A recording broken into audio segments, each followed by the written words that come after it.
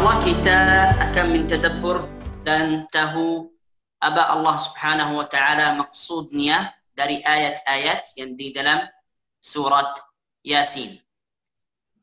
Pertama, amalan yang terbaik di dalam bulan ini, bulan suci Ramadan, itu membacaan Al-Quran dan tadabbur Al-Quran. Karena Allah Subhanahu wa Ta'ala menturunkan Al-Quran, kenapa? Allah Subhanahu wa Ta'ala turun Al-Quran untuk kita tadabbur Al-Quran. Ini tujuan dari turun Al-Quran, untuk kita tadabbur Al-Quran. Nanti kita amalan yang baik yang Allah Subhanahu wa Ta'ala berminta dari kita di dalam Al-Quran. Allah Subhanahu wa Ta'ala berfirman di dalam Al-Quran ketika dia berbicara tentang orang yang munafik. Allah Subhanahu wa Ta'ala berkata, "Afala yatadabbaruna al-Qur'an walau kana min 'indi ghairi Allah lawajadu fihi ikhtilafan katsira." Allah Subhanahu wa Ta'ala tanya, kenapa mereka tidak tadabbur Al-Quran? Dan juga Allah Subhanahu wa Ta'ala berbicara tentang orang yang kafir dan berfirman, "Afala yatadabbaruna al-Qur'an am 'ala qulubin aqfaluha." Kenapa mereka tidak tadabbur Al-Quran? Apakah hati mereka tertutup dengan kunci? Juga Allah Subhanahu wa Ta'ala berminta untuk umum manusia dan umum orang yang mukmin dan orang yang kafir. Dan Allah Subhanahu wa Ta'ala berfirman, "Kitabun anzalnahu ilaika mubarakun liyadabbaru ayatihi wa liyatadhakkara ulul albab." Ini buku, ini Al-Quran kita menturunkan, kenapa? Ajar mereka tadabbur Al-Quran. Jelas suara saya enggak? Suaranya jelas ya, Masya Allah.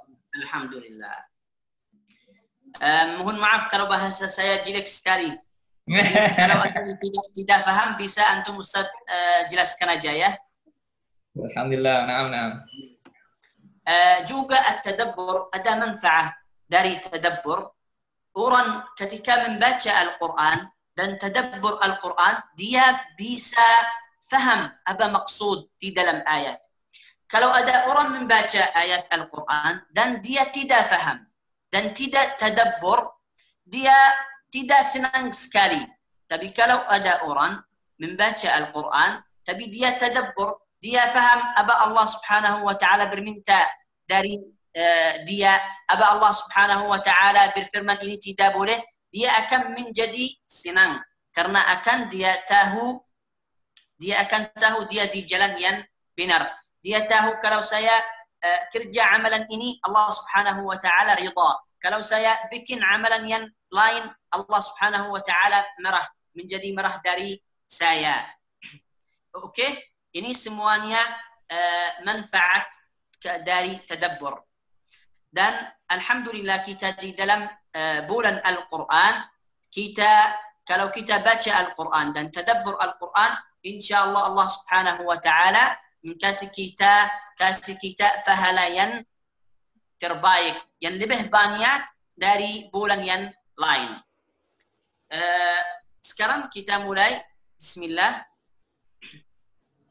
Surat Yasin, nomor surah ini di dalam Al-Quran itu surah yang ke-36.